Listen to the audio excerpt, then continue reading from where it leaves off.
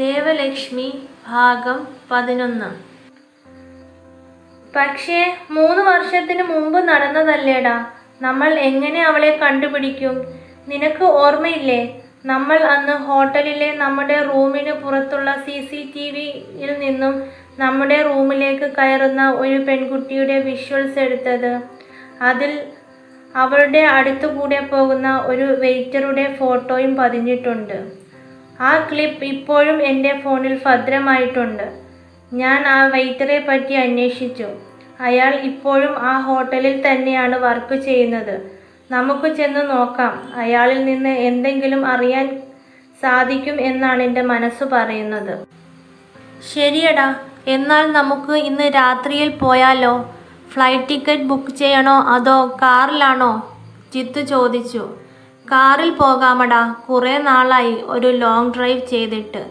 ശരി, എന്നാൽ നീ പോയി ആൻറ്റിയുടെ പിണക്കമൊക്കെ മാറ്റിയിട്ട് ഡ്രസ്സൊക്കെ പാക്ക് ചെയ്തിട്ട് വാ. അപ്പോഴേക്കും ഞാനും റെഡിയായി നിൽക്കാം എന്ന് ജിത്തു പറഞ്ഞു. ശരിയടാ, എന്നാൽ രാത്രി കാണാം എന്ന് പറഞ്ഞ് അവൻ പോയി. ഇതേ സമയം ഗൗരിയും നീതുവും ഷോപ്പിംഗ് ഒക്കെ കഴിഞ്ഞ് ഇറങ്ങിയിരുന്നു. അപ്പോഴാണ് ഗൗരിയുടെ ഫോൺ റിങ് ചെയ്തത്. ഗൗരി ഫോണിലേക്ക് നോക്കി. എന്നിട്ട് അച്ഛനാണ് എന്ന് നീതുവിനോട് പറഞ്ഞിട്ട് കോൾ അറ്റൻഡ് ചെയ്തു. എന്നിട്ട് ഗൗരി ചോദിച്ചു, എന്താ അച്ഛാ, കുട്ടികൾ വഴക്ക് തുടങ്ങിയോ? കുട്ടികൾ ഉറങ്ങി മോളെ. രണ്ടാളുടെയും ഷോപ്പിംഗ് ഒക്കെ കഴിഞ്ഞോ? കഴിഞ്ഞച്ചാ. അല്ല, അച്ഛൻ എന്താ വിളിച്ചത്?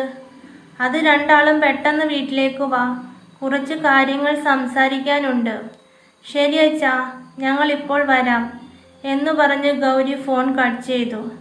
എന്നിട്ട് നീതുവിനോട് പറഞ്ഞു, എന്താണെന്നറിയില്ല, അച്ഛൻ പറഞ്ഞു നമ്മൾ രണ്ടാളും പെട്ടെന്ന് വീട്ടിൽ ചെല്ലാൻ. നീതുവും ഗൗരിയും വീട്ടിൽ ചെല്ലുമ്പോൾ ഹാളിൽ തന്നെ അച്ഛനും അമ്മയും ഉണ്ടായിരുന്നു. എന്താ അങ്കിൾ പെട്ടെന്ന് വരാൻ പറഞ്ഞത് എന്ന് നീതു ചോദിച്ചു. അത് മോളെ, ഒരു പ്രശ്നമുണ്ട്. എനിക്കൊരു ഇമ്പോർട്ടൻറ്റ് ബിസിനസ് മീറ്റിംഗ് ഉണ്ട് മറ്റന്നാൾ. നാളെ പോകണം. നീതുമോൾക്കറിയാമല്ലോ, ഗൗരിക്ക് ചുറ്റും ശത്രുക്കളാ. അതുകൊണ്ട് നിങ്ങൾ സുരക്ഷിതമായി ശങ്കറിൻ്റെ അടുത്ത് എത്തിച്ചിട്ടേ എനിക്ക് പോവാൻ കഴിയൂ. ഞാൻ സ്പെഷ്യൽ ട്രെയിനിങ് കൊടുത്ത ഗാർഡ്സും നിങ്ങളുടെ കൂടെ ഉണ്ടാകും. പിന്നെ നിങ്ങൾ ശങ്കറിൻ്റെ അടുത്ത് എത്തുന്നത് വരെ ഞാനും ഒരു നിഴൽ പോലെ നിങ്ങളുടെ കൂടെ ഉണ്ടാകും. കാരണം മോൾക്കറിയാമല്ലോ, ഇപ്പോൾ ഞാനും ഗൗരിമോളും തമ്മിലുള്ള ബന്ധം ആരും അറിയണ്ട. നിങ്ങൾ ശങ്കറിൻ്റെ അടുത്ത് എത്തിക്കഴിഞ്ഞാൽ പിന്നെ ഭയപ്പെടേണ്ടതായി ഒന്നുമില്ല. അവിടെ ആദിമോനുണ്ട്. അവനെ മറികടന്ന് ആരും എൻ്റെ ഗൗരിമോളെ തൊടില്ല. അതാണ് എൻ്റെ ആശ്വാസം. അതുകൊണ്ട് നമ്മൾ വെളുപ്പിനത്തെ ഫ്ലൈറ്റിന് ബാംഗ്ലൂർക്ക് പോകുന്നു. നീതുമോളുടെ വീട്ടിൽ ഞാൻ അറിയിച്ചിട്ടുണ്ട്. അവർ സമ്മതിക്കുകയും ചെയ്തു. ഇനി രണ്ടാളും പോയി പെട്ടെന്ന് പാക്കിംഗ് ഒക്കെ ചെയ്തോളൂ. പിന്നെ ഞാൻ ശങ്കറിനെ വിളിച്ച് പറഞ്ഞിട്ടില്ല, ഒന്ന് വിളിക്കട്ടെ എന്ന് അച്ഛൻ പറഞ്ഞു. ഗൗരി പറഞ്ഞു, വേണ്ട അച്ഛാ, അങ്കിൾ കുട്ടികളെ കണ്ടിട്ടില്ലല്ലോ, അതുകൊണ്ട് സർപ്രൈസായി പോയി ഞെട്ടിക്കുന്നതല്ലേ നല്ലത്. മോളുടെ ആഗ്രഹം അങ്ങനെയെങ്കിൽ നടക്കട്ടെ. പക്ഷേ ഇതുവരെ അവനോടൊന്നും പറയാത്തതിൻ്റെ പരിഭവമൊക്കെ ഉണ്ടാകും എന്ന് അദ്ദേഹം പറഞ്ഞു. ഇത് കേട്ട് നീതു പറഞ്ഞു, അതൊന്നും ഉണ്ടാവില്ല അങ്കിൾ. എൻ്റെ കുട്ടാപ്പീസിൻ്റെ ചിരി കണ്ടാൽ അവർ അവിടെ ഫ്ലാറ്റാവും. അവളുടെ വർത്തമാനം കേട്ട് എല്ലാവരും ചിരിച്ചു. ചിരിക്കുകയൊന്നും വേണ്ട, അല്ലേൽ നാളെ കണ്ടോ എന്ന് പറഞ്ഞ് നീതു പിണങ്ങി നിന്നു. അത് കണ്ട് ഗൗരി പറഞ്ഞു, പിടങ്ങല്ലേടാ, നീ പറഞ്ഞ പോലെ നടക്കൂ. എന്നാൽ ഞാൻ പോകട്ടെ, പാക്കിംഗ് ഒന്നും ആയിട്ടില്ല. ശരി എന്ന് പറഞ്ഞ് നീതു പോയി. ജിത്തുവിൻ്റെ ഫ്ലാറ്റിൽ നിന്നിറങ്ങിയ അവൻ തൻ്റെ വില്ലയിലെത്തി. അകത്ത് കയറിയപ്പോൾ ആരെയും കണ്ടില്ല. ഇതാണ് പറ്റിയ സമയം എന്ന് വിചാരിച്ച് അവൻ തൻ്റെ റൂമിലേക്ക് വലിയാൻ നോക്കിയപ്പോഴേക്കും ആരോ അവൻ്റെ ചെവിയിൽ പിടിമുറുക്കിയിരുന്നു.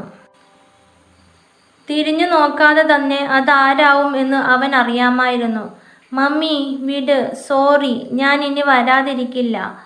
മമ്മി ചെവിയിൽ നിന്നും വിട്ടതും അവൻ മമ്മിയുടെ കവിളിൽ മുത്തമിട്ട് പറഞ്ഞു, സോറി മമ്മി, എന്നെ ആ അവസ്ഥയിൽ കണ്ടാൽ നിങ്ങൾക്ക് സഹിക്കില്ല എന്ന് വെച്ചല്ലേ ഞാൻ വരാനേ. നീ വരാതിരുന്നപ്പോഴേ ഞങ്ങൾക്ക് മനസ്സിലായി. പിന്നെ ജിത്തുവിനെ വിളിച്ചപ്പോൾ നീ അവിടെ ഉണ്ടെന്ന് പറഞ്ഞു. അപ്പോഴാ ഒന്ന് മനസ്സമാധാനമായത്. മോനെ, നീ ഇങ്ങനെ വിഷമിച്ചാൽ എങ്ങനെയാ? ലച്ചുമോളോട് ഞാൻ സത്യങ്ങൾ പറയട്ടെ? മമ്മി, വേണ്ട. അവൾ ഒന്നും അറിയണ്ട. അവളുടെ ശത്രുക്കളിൽ നിന്നും അവളെ രക്ഷിച്ച് അവൾക്ക് അവകാശപ്പെട്ടതെല്ലാം നേടിക്കൊടുക്കണം. അത്രമാത്രം മതി. അവൻ്റെ മുഖത്ത് വിഷമം നിറയുന്നത് കണ്ട അവൻ്റെ മമ്മി പെട്ടെന്ന് പറഞ്ഞു, ഡാഡി പറയുന്നത് കേട്ടല്ലോ, നീയും ജിത്തുവും എവിടെയോ ട്രിപ്പ് പോകുന്നുണ്ടെന്ന്. എങ്ങോട്ടാ പോകുന്നത്? ഇതുവരെ ഒന്നും തീരുമാനിച്ചിട്ടില്ല. ഒരു ലോങ് ഡ്രൈവാണ് പ്ലാൻ ചെയ്തിരിക്കുന്നത് എന്ന് പറഞ്ഞ് അവൻ തൻ്റെ റൂമിലേക്ക് കയറി. കാരണം ഞാൻ പോകുന്നത് എവിടെയാണെന്നറിഞ്ഞാൽ മമ്മി എന്നെ അതിന് സമ്മതിക്കില്ല. ഗൗരിക്ക് അന്ന് കിടന്നിട്ട് ഉറക്കം വരുന്നുണ്ടായിരുന്നില്ല. തൻ്റെ മമ്മിയും ഡാഡിയും മരിച്ചതിന് ശേഷം തനിക്ക് ഏറ്റവും കൂടുതൽ സന്തോഷം നൽകിയത് ഇവിടെയാണ്. ഏതാനും മണിക്കൂറുകൾ കഴിഞ്ഞ് ഇവിടെ വിട്ടു പോകണം എന്നോർക്കെ അവളുടെ മനസ്സ് വല്ലാതെ വേദനിച്ചു. എന്നാൽ ഗൗരി അറിഞ്ഞില്ല തന്നെ ഏറ്റവും സ്നേഹിക്കുന്ന ഒരുവൻ്റെ അടുത്തേക്കാണ് തൻ്റെ യാത്രയെന്ന്. ജിത്തുവും അവനും ഏകദേശം 10 മണിയോടെ ബാംഗ്ലൂരിൽ നിന്നും എറണാകുളത്തേക്ക് തിരിച്ചു. രണ്ടാളും മാറി മാറി ഡ്രൈവ് ചെയ്തും ഇടയ്ക്ക് റെസ്റ്റ് എടുത്തും രാവിലെ ഏകദേശം 10:30 അവർ എറണാകുളത്തെത്തി. അന്ന് അവർ തങ്ങിയിരുന്ന ഹോട്ടലിൽ പോയി റൂമെടുത്തു. ഇതേ സമയം ഗൗരിയും നീതുവും കുട്ടികളും ഗാർഡ്സും ശങ്കറിൻ്റെ വീട്ടിലെത്തിയിരുന്നു. കുട്ടികളെ കണ്ട ഞെട്ടലിൽ നിന്നും ഇപ്പോഴും ശങ്കറും നിത്യയും തിരിച്ചു വന്നിരുന്നില്ല.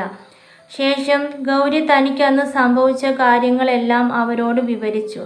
എന്നാൽ ഇതെല്ലാം കേട്ടിട്ടും അവർ കുട്ടികളെ പുഞ്ചിരിയോടെ തലോടുന്നത് കണ്ടിട്ട് ഗൗരി ആകെ കിളിപോയിരിക്കുക. ഇത് കണ്ട് നീതു പറഞ്ഞു, ഞാൻ പറഞ്ഞില്ലേ എൻ്റെ കുട്ടൂസ് അവരെ കയ്യിലെടുക്കുമെന്ന്. ഇപ്പോൾ എന്തായി എന്ന് ഗൗരിയുടെ ചെവിയുടെ അടുത്ത് വന്നു പറഞ്ഞു. ഗൗരി വിചാരിച്ചത് അവർക്ക് എന്നോട് ദേഷ്യമാകും എന്നാണ്. അതുകൊണ്ടാണ് അങ്കിളിനെ വരുന്ന കാര്യം വിളിച്ചറിയിക്കേണ്ട എന്ന് പറഞ്ഞത് പോലും. നിത്യ ആൻറ്റിയും അങ്കിളും കുട്ടികളുടെ കൂടെ കളിക്കുകയാണ്. ഗൗരിയും നീതുവും സോഫയിൽ പോസ്റ്റായിരിക്കുന്നു. ഡി, നിന്റെ അങ്കിളിനും ആൻറ്റിക്കും ആതിഥ്യ മര്യാദ ഒന്നുമില്ലേ? ഇതുവരെ ഒരു ഗ്ലാസ് വെള്ളം പോലും തന്നിട്ടില്ല. ഡി ഗൗരി, എനിക്ക് വിശന്നിട്ട് വയ്യടി. നിനക്കറിയില്ലേ എനിക്ക് വിശപ്പിൻ്റെ അസുഖം ഇച്ചിരി കൂടുതലാന്ന്. എൻ്റെ കുട്ടൂസുകൾക്കും വിശക്കുന്നു കാണും. ഡാ കുട്ടൂസുകളെ, ഒന്ന് കരയടാ. നിങ്ങളുടെ നീറ്റുവിന് വിശന്നിട്ട് വയ്യ. നീതു ഇങ്ങനെ ഓരോന്നും പിറുപിറുക്കുന്നത് കേട്ടിട്ട് ഗൗരിക്ക് ചിരിയും വരുന്നുണ്ട്. ഇനി ഇങ്ങനെ ഇരുന്നാൽ താൻ വിശന്ന് ചത്തുപോകുമെന്ന് തോന്നിയ നീതു തന്നെ എഴുന്നേറ്റു. ആൻറ്റി, ഇച്ചിരി വെള്ളം കിട്ടുമോ? സോറി, കുട്ടികളെ കണ്ടപ്പോൾ നിങ്ങളെ മറന്നു എന്ന് തോന്നല്ലേ മക്കളെ. എനിക്ക് കുട്ടികളെ വലിയ ഇഷ്ടമാ എന്ന് പറഞ്ഞു നിത്യ ആൻറ്റി അകത്തു പോയി ചായയുമായി വന്നു. ശേഷം ബ്രേക്ക്ഫാസ്റ്റ് കഴിക്കാൻ വിളിച്ചു. വിളിക്കാൻ കാത്തിരുന്നതുപോലെ നീതു ഓടിപ്പോയി ഇരുന്ന് കഴിക്കാൻ തുടങ്ങി. എല്ലാവരും കഴിച്ചതിന് ശേഷം ആൻറ്റി ഞങ്ങളുടെ റൂം കാണിച്ചു തന്നു. യാത്ര ചെയ്തു വന്നതല്ലേ, കുറച്ചു നേരം ഒന്ന് റെസ്റ്റ് എടുക്കാൻ പറഞ്ഞു. ഇതേ സമയം അവനും ജിത്തുവും റൂമിൽ പോയി ഫ്രഷായി ഫുഡൊക്കെ ഓർഡർ ചെയ്തു.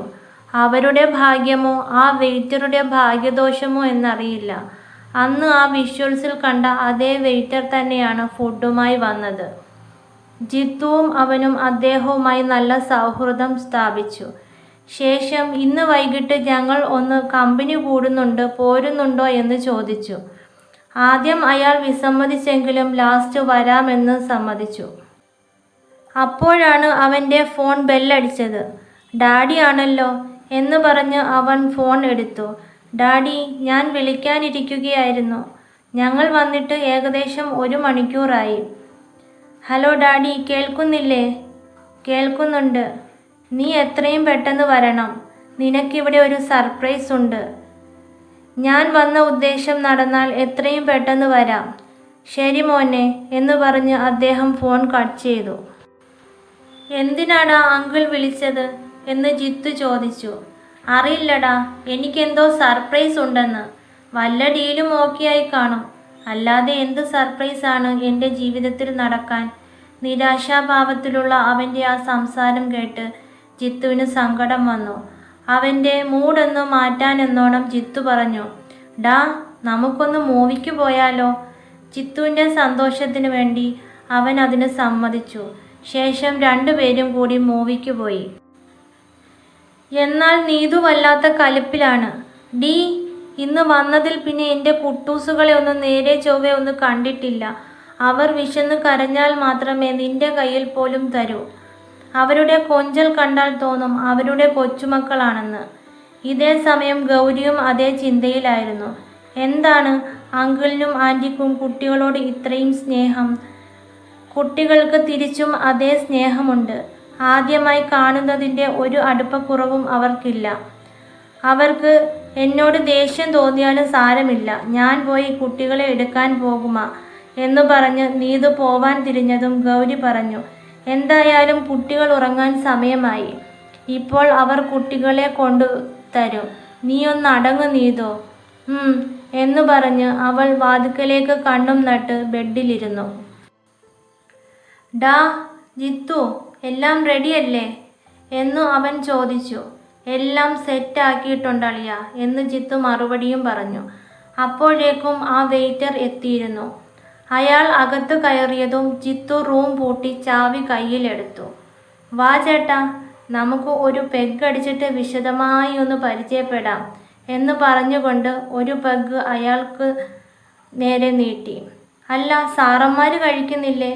പിന്നെ കഴിക്കുന്നുണ്ട് എന്ന് പറഞ്ഞ് അവരും ഓരോന്ന് ഒഴിച്ചു. വെയിറ്റർ ഒരു പഗ് കഴിച്ചു കഴിഞ്ഞതും ജിത്തു ആ ഫോണിലെ വിഷ്വൽസ് അയാളെ കാണിച്ചു. എന്നിട്ട് ചോദിച്ചു, ഇതിൽ കാണുന്ന പെൺകുട്ടിയെ ചേട്ടന് അറിയുമോ എന്ന്. ആ വിഷ്വൽസ് കണ്ട് അയാൾ വിയർക്കാൻ തുടങ്ങി. എന്നാൽ വെയിറ്ററിൻ്റെ മുഖത്ത് മിന്നിമായുന്ന ഓരോ ഭാവങ്ങൾ നിരീക്ഷിച്ചിരിക്കുകയായിരുന്നു അവൻ. ചേട്ടൻ പറഞ്ഞോ? ചേട്ടൻ അവളെ അറിയാമെന്ന് മനസ്സിലായി. ചേട്ടൻ എങ്ങനെ അറിയാം അവളെ? ഇപ്പോൾ അവൾ എവിടെയുണ്ട്? ജിത്തു ചോദിച്ചു. ഞാനായതുകൊണ്ട് മയത്തിൽ ചോദിക്കുന്നു. ഇവനാണെങ്കിൽ ഒരു ദയയും പ്രതീക്ഷിക്കണ്ട. ചേട്ടൻ്റെ തടി കേടാവണ്ടെങ്കിൽ പറഞ്ഞോ. സത്യങ്ങൾ ഓരോന്നായി തുടരും. പിന്നെ നമ്മുടെ അടുത്ത എപ്പിസോഡിലാണ് കേട്ടോ നമ്മുടെ നായികനും നായികയും കണ്ടുമുട്ടുന്നത്. അപ്പോൾ തുടർന്നും എല്ലാവരും എന്നെ സപ്പോർട്ട് ചെയ്യുക. ബൈ.